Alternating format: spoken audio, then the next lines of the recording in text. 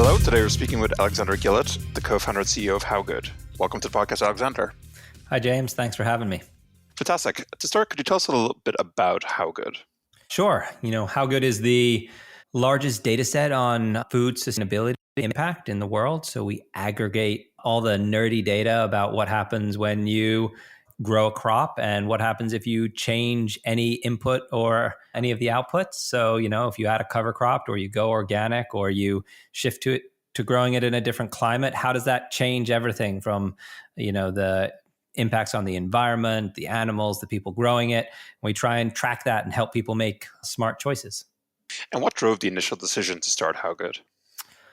Just this idea that, it's really hard for a farmer to have a full breadth of data to make a smart decision. So they might look and, they could even get a life cycle analysis of their farm. They can do all this deep level understanding, but they don't know what's happening on the farm next to them, the farm next to that, the one halfway around the world, right? And how do they start to compare all those practices and make the best decision? And initially, even kind of further removed from that was, how does a customer, how does, you or I standing in a grocery store understand by buying one product what type of farming and impacts, we're supporting? And so from the consumer level all the way down to the farm level, how do we help people make the decisions that align with their values? And when you were first getting started, was that exactly the kind of vision and mission of the company, or did that evolve over time? The vision has always stayed the same. The application and who we're serving has definitely shifted. Our biggest partners now tend to be, large scale CPGs, food manufacturers. So, Danone, General Mills, players like that. And in the early days, what did that initial MVP look like, and who are those first users?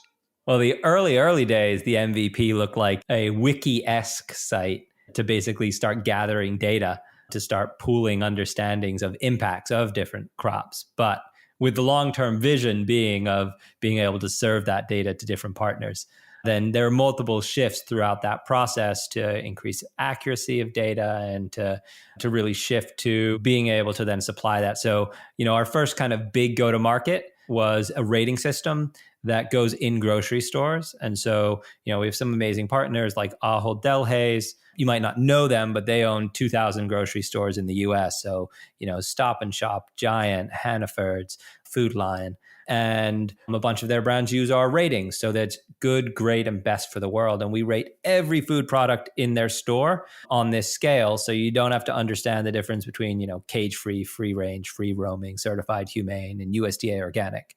And I could quiz you right now. And the difference between those, it stumps people. And so you put everything on a simple scale, and then it allows people to shop by their values.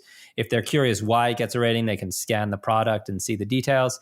So that was kind of our first big product offering once we had a large database and a lot of food kind of stored in the system. And now we've shifted to also being able to work with CPG companies because they have the largest ag impact in the world, which equates to a lot of the largest impacts in the world. And so now we have a platform where they basically, all of their products are already in our platform, and it allows them to have a full view of, labor impacts and environmental impacts and what happens if they shift sourcing to a different location or apply certain standards. What are the outcomes of that, and helping them find kind of the best solution for everyone. And so would an example of a product in that case be, a specific type of cereal, or does it go more granular down to the individual ingredients that make up a given, box of cereal? Yeah, so a box of cereal is a perfect example, and it goes down to the ingredient. So in big companies like this, there's probably 1,000 people that are working on the formulations of their product. And so each of those people will actually have access to our software where they will input that exact product with all of its ingredient. And then for each ingredient, it shows all the different impacts. Then they click on that ingredient and they can see all the variables that they can change, how those impact the different standards, and look for one where they can improve multiple metrics, right? And make sure that it's a not trade-off. A lot of times what we do in the food system is we accidentally solve one problem and cause one or two more. So this helps identify, if you're improving your greenhouse gas, but you're causing certain labor issues, you're just trading off impacts. And so you're trying to find ones where you're actually making the system as a whole better. And so with that kind of impact trade-off, are there internal, decisions that then these large CPG companies need to make about that trade-off, or are you basically giving them, a specific weighting, say, based on our research, this is the weighting of the trade-off between, when there has to be trade-offs between certain types of labor disputes versus, regenerative agriculture of some sort. So where does that, I suppose, the weighting of those impacts come from? Is that yourselves, or do you work with your partners to kind of come up with those? So there's two different ways to kind of think about and answer that question. One, we have certain like standardized or scientifically accepted ways, right? The, metric tons of CO2 produced in growing a certain tonnage of a crop is fairly agreed upon. You just have to make sure that everyone knows where the start point and end point is from where you're measuring, right? And so for a company that's using our system, for an internal analysis, if they want to shift that to measuring from a slightly different point, that's up to them. For anything that we do that's public facing, we do it on kind of the most rigorous standards that are out there. And so those cannot be adjusted by anyone other than HowGood. So they're based on the fact that you want to measure kind of as wide as possible where there is still good data. And in terms of the different levels of the data as you're collecting it across, it sounds like it's throughout the entire supply chain, because in general, from my understanding, the vast majority of the carbon produced in the food supply chain happens at the farm or grower level. Then you also have a little bit from logistics, a little bit from packaging, a little bit from the lights that keep the restaurant or the supermarket open. I was just going to say that people often think that it's about how far it traveled, and that tends to be 3 to 7%, right, of the total greenhouse gas emissions. And so it's finding the spots where it actually makes a difference. And so you're primarily focused on the farm, or do you also take into account those other elements as well? We bring in both. They're just going to be weighted for what percentage they actually impact things. And about how granular can you get for a specific crop? So are you getting down to an individual farmer and their particular practices, or is it more aggregated than that? Yeah, we have 5 levels of understanding, but it goes all the way down to the individual crop. Or individual farmer. And when it's higher than that, it's just disclosed as, like if someone buys something from the commodity market, right, you don't have that crop information. It doesn't mean you don't have any information, right? If you buy almonds from the commodity market, 82% of almonds are grown in the Central Valley of the US, right, globally. There's a huge amount of data as to whether or not it's likely that you're getting it from that source. It's the vast majority of what's sold on the commodity market. And so what are the generalized understandings? Now, is that as useful as when you actually know someone who has a direct farmer relationship or owns the farm? No, of course, that information is much more valuable. And then we can give more detailed understandings and certifications. But you have to work with what people have, because the only thing worse than using kind of top level data is not using data. And in terms of those certifications you mentioned, I mean, how much, when you get to that granular level, is it giving people the underlying data for them to make their own, I suppose, decisions about the less, are the more sustainable choice versus, giving very specific guidelines, like you need to do this to hit our kind of certification or some form of an external certification? Yeah, we really don't do that. They're kind of two different systems. So one is based on a company's internal goals, not based on our rating. So the platform is really to help companies understand very specific things. So if we have a company that's, has certain targets around biodiversity or, soil health or things like that, we'll give them a lot of metrics that are focused on that aspect and help them. We can even use kind of what we call guide rails, like think about it for like bowling, that can actually help them make sure they don't accidentally make a change to a product that's going to, go against their goals. Because, right, there's 1,000 people who are in reformulation. None of them have focuses on, sustainability or on those side of things. It's a different team typically saying, these are our goals that we're trying to achieve. Or if they're corporate driven goals, there can be even more distance, right? So how do you help a team that's large, that's as large as 1,000 people who are working to solve a whole bunch of, financial, logistical, taste, quality questions, with also bringing in this whole other side that's incredibly complex and not make it something that's too onerous for them? And there's a lot of kind of innovation happening at the moment around sustainability in terms of people using sensors of various types, people Yeah. using IoT, deployed elements, satellite imagery, et cetera. How do you think about those different mechanisms to generate data? Do you integrate with any of those, or is Yeah, any of that part of your current offering? it is. And we love those. Satellite data is actually pretty widely available and is really, it can be really helpful when you have like, GPS locations of farms, especially around deforestation and things like that. Outside of satellite, when you start talking about the sensors, we love some of the sensor data that you're able to gather. The coverage of it right now isn't where we want it to be, but as it gets kind of commoditized and built into more and more standardized farming equipment, and the value starts to get more widely seen, that's going to be a bigger and bigger part of this. And so is one of the elements that you're offering basically this data processing layer, taking in lots of kind of disparate, weird and wonderful data points and then making sense of it? Yeah, I mean, it's perfectly said, right? And comparing them against each other for data accuracy and enriching the understanding that one source can give you. Fantastic. And you have both that kind of descriptive as well as prescriptive element to it to help people kind of make the the more sustainable choice. Yeah, and because the raw data tends to be oftentimes unintelligible or just not in a format that's easily digestible for people to make actionable decisions. And so how do you take that complexity and make it so that someone doesn't need a degree in bioengineering or in data review to actually be able to make the right choice?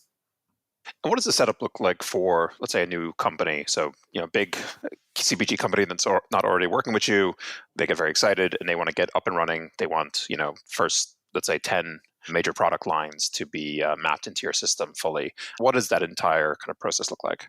It depends a lot on the company and what type of systems they're currently using for procurement and for tracking their products. We can typically plug directly into those and pull in a lot of data. But even without those, we can launch with their full product lines, typically covered, and then it's about refining that data, right? So when you think about the fact that for a group like Ahold Delhaize, we have to almost 100% of all of their products fully researched and rated.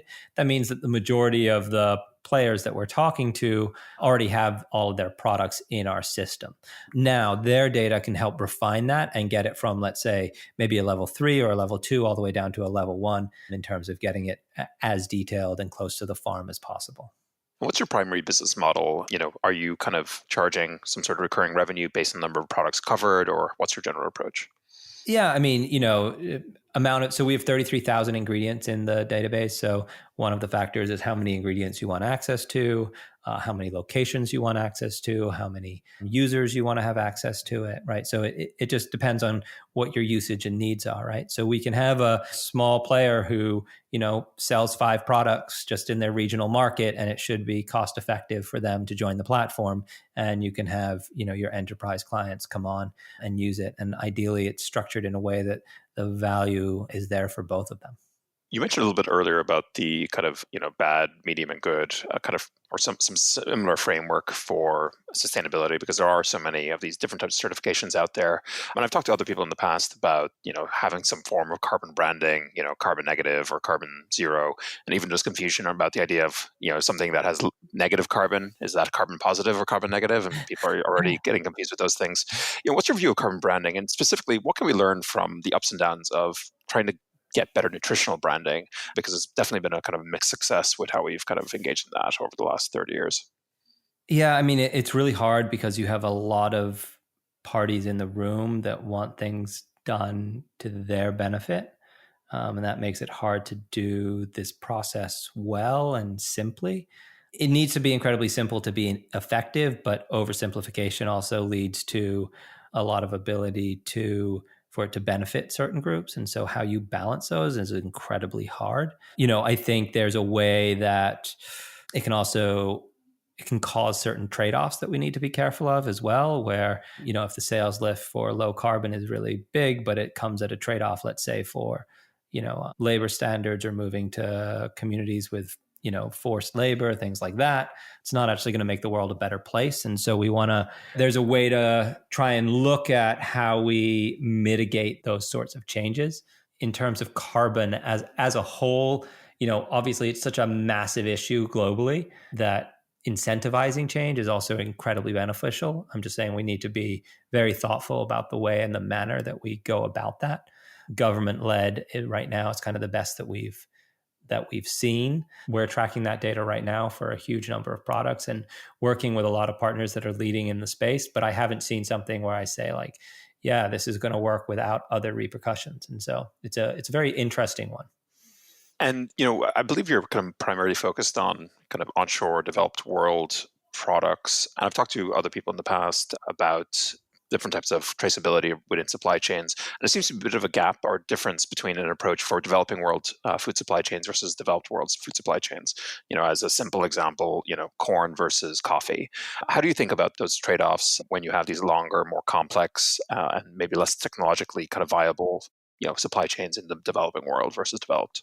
Yeah, I mean, we focus enormously on the developing world. And I think it's incredibly important to be able to highlight and understand. I mean, both for the benefits that can be created within those systems, as well as for the risk factors. And so a disproportional amount of our time is actually spent on those areas because there's the most opportunity there for improvement. And so, when you look at labor standards, in producing corn in the US, like there's not a huge amount of variance that the different standards actually change things, right? But that's not true in many of when you're looking at coffee and things like that. And so from our perspective, it's worth spending that time. The challenge is that a lot of the solutions get you halfway there, they don't get you all the way there. So even when you do what might be the best case scenario for that ingredient in that region within our system, you don't get to a place where you're like, hey, we fixed this problem. You get to a place where we're like, whew, we've mitigated all the massive risk, but there still might be some in our supply chain. And so that's something that, we want to solve, but we need the right NGOs and certifiers and changes within those systems to actually solve that. And a lot of companies are kind of relying on offsets of various types, particularly in the carbon space, to offset their carbon, by carbon offsets in forestry or even soil sequestration. Carbon sequestration has become quite hot recently. How do you think about offsets, and does that in any way incorporate into your product? I think offsets are better than not doing offsets, but within especially the ag system, misses the opportunity for being part of the solution. Right. You have the potential basically for agriculture to get carbon zero without having to rely on external systems. You basically could have like a sector approach. Yeah. Right. Yeah. Like, the vast majority of crops have opportunities to move towards carbon sequestration, right? And there's typically other values that we can also create at the same time. And some of those are, we have to give up some short-term gains, but we have long-term gains from those and looking at that big picture to establish that. But yeah, I mean, there's an enormous amount of opportunity there. And I think helping people see that and also not just aim. I mean, when I say like targeting being part of the solution, it's because, it's that difference between sustainable and regenerative, right? Sustainable is this idea of do no harm. And when we think about our lives, like you don't want to kind of say I had no impact as you're laying on your deathbed, right? You want to say I made the world a better place. I fought for my values and my beliefs and I supported my community and my family and I made it better, right? And I think the same is true for what we should hold companies to, right? Let's make this place better. And that's where sustainability is kind of this midpoint, and regenerative is this idea of we can do more. We can be part of the solution. We can improve systems, not just on greenhouse gases, but on, the health of our waterways, our fire protection, and greenhouse gas, right? And build out the biodiversity and health of our environment. Yeah, it's interesting. I was actually in a conversation with a couple of people around carbon sequestration solutions. And so you have the natural-based solutions like forestry and soil, but then you also have the kind of moonshot direct air capture type solutions. Yep. And somebody was mentioning that, like, what if you put your entire life into soil sequestration, regenerative agriculture, and then direct air capture comes along, at pennies a ton, in the next 10 years, have you basically wasted it? And somebody made the point. It's like, well, if you basically spent your life moving farming from a industrialized form to regenerative form, I mean, regardless of the carbon impact, like that's not a bad old life to look back on. Yeah, exactly. And also, like, if you can take two shots at something that's quite small, like preventing greenhouse gases from having a massive impact on our global, versus one, and you're part of the one that is less effective but tried to save the world, you've done great work with your life, right? And if the other one can do it even better, great. The problem's been solved. Right. So I think even outside of the additional benefits that you and I just mentioned, that I think are, you're right, would create an enormous amount of benefit to the world, it's like, be a part of the solution, even if it's not the one that ends up, it doesn't matter who wins, right? It matters that there's enough people trying that we get there. Absolutely. Yeah. Similarly, like, how are you thinking about, companies like Stripe have just announced, that they're adding carbon information at the point of sale, basically at the point of payment, where you can offset or in some way interact via their API with carbon information. How do you see that kind of development? And, do you see those developments as competitive or as helpful to, the long-term vision of HowGood? I mean, I think they're great. I think the more options people have out there to start to look at it, the more value creation around it, right? Customers starting to put more and more dollars behind it. We've done a similar thing with Chipotle, where they can actually, when you finish purchasing via their app, you can see the impact of that purchase and how much better it was than a conventional product. And so that's right there for the customer to understand what the difference is. Anytime that you can put that information out there in front of people, there's a benefit.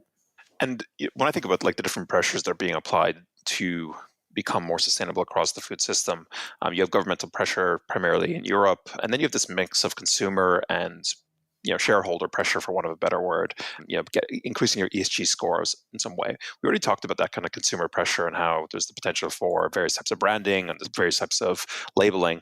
How do you think about that ESG kind of shareholder pressure and how these companies are kind of trying to be more sustainable and the kind of metrics they're trying to hit as per those ESG metrics? I mean, a step in the right direction and not a big enough step for me, right? So I think that there's an enormous amount of value, while it also leaves some gaps. And there can be a lot of focus on what's going on in the corporate side rather than in places where there might be more impact. And so I think there's some, it's a space where we needed a direction like this. And I'm so happy that it's begun. And I'm really looking forward to that next step as well. And in terms of the next steps, what are the kind of plans for HowGood over the next, let's say, 2 to 3 years? I mean, it's rolling out and bringing on as many players as possible so that they can really start to incorporate this data rather than kind of make best guesses, so they can understand exactly where they are and start thinking about their impacts in the same way they think about their finances, as measurable and actionable and a decision that they need to make. It's not, this is we're no longer in a world where it's like, can we make these changes? It's a question of, will we? We have all the data. And so like putting that ownership on the companies that have the ability to create that kind of global change. And in terms of you mentioned earlier, the kind of life cycle assessments, those kind of top-down approaches, a lot of them will actually, one of the kind of values of those kind of databases is generally their kind of range, right? Or their breadth. So they have tens of thousands. And you managed to kind of reach 33,000. How long did that take? And what were the mechanisms to kind of get that level of database? It's been 14 years that we've been focused on solving this challenge. And, starting very small in the way that I spoke about, and just starting to create an interesting data set that we could then put in front of experts and get their understandings, and then start to incorporate those, and then build out with our first partners. And, the process has been, I was going to say slow and arduous, but I don't think it's arduous. It's been kind of slow and maybe fruitful, but I don't think there's any way to rush accurate understandings of food systems because of the complexities that are involved. You need to take the time to understand the difference, not just of large scale agriculture, but small scale, and how they interact and what the opportunities between the two are. Thinking about those other kind of opportunities, when you're talking or thinking about other founders moving into the space, food tech, ag tech, I suppose clean tech more generally, where are the biggest opportunities you see that other founders or potential founders can kind of set their sights on? I mean, there's an enormous amount of opportunity and interest in this space. The market for kind of big players taking on and owning the fact that they need to be a part of the change is a very new dynamic, right? It used to be like when you look at organic, it started with kind of individual small farmers and selling their products in co-ops, and then eventually they were big enough to start selling in like also natural food stores and kind of high-end stores, and then eventually it was the Whole Foods, and then the next step was kind of the conventionals of the market, right? And so in that growth process, you saw kind of large scale CPGs just kind of buying companies that had adopted those standards as they got kind of very large. And there's this new dynamic where instead of that process where most of the large CPGs just never adopted organic, or the few that did haven't done it across their entire product lines. And the difference with the way that they're looking at the system now is they're saying, wait, we can be leaders and jump to this kind of next stage that's coming of this kind of regenerative and focusing on outputs, right? Outputs being like the environmental, the social, as well as the, tonnage and the cost, and bring in all those different factors and start to lead on them across the board. And they've never done this before. No one has, right? And so the opportunities lie along that entire process of how they source, how they grow, how they sell these products, right? So you can look at kind of anything from how they're communicating to customers to how they're gathering their data, to the farms that need to now start differentiating themselves so that they can be found by these big players, right? There's just an enormous amount of opportunity because it's an agricultural shifting landscape at a scale that we haven't really seen before. And so it's about looking at that and understanding where there's these unique points and trouble spots that need to be solved for. Yeah, absolutely. I've said this before on the podcast, but I actually grew up on an organic farm in Ireland, and my mother was head of certification for one of the major certifying agencies of Ireland at the time, an organization called IOFGA. And so this was kind of dinner table conversations in the late 90s. And I think the lesson of organic, and again, it's obviously still there, but it's still less than 0.5%, I think, of all US crops by weight is organic today. But the lesson definitely seems to avoid the mistakes of it, a confusing element, how those standards shifted, and how it's the differentiation piece is very key as well. I've talked to quite a few, of these kind of mega farmer row crops in the tens of thousands of acres, and it's pure commodities what they're selling today, and they want to really, if they can at all, get out of that business and still be farmers, but differentiate in some way and get more value from all the work they're putting in, because their margins are often negative, if not at best a little bit ahead. Exactly.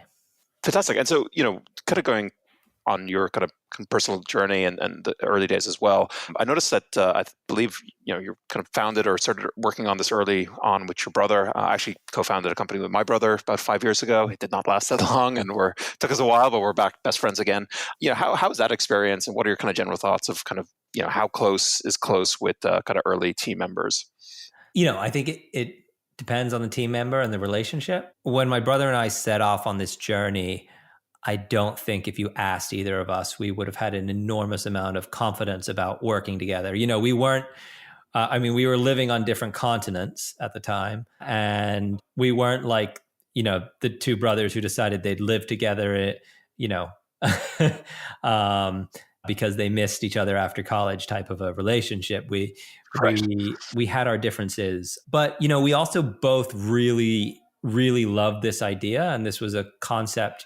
He actually came up with the initial concept, and we started talking about it on the phone because I was very interested in kind of and had built businesses before, and so we were just kind of like talking about it conceptually, and eventually I was like, why aren't we just doing this? And he was like, we? Right. And then he was like, we, okay, yeah.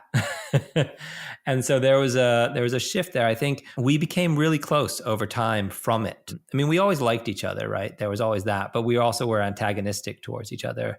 And there's a way that we learned in our first couple of years together how to communicate better together. And we both had a certain commitment to the business that made that a necessity.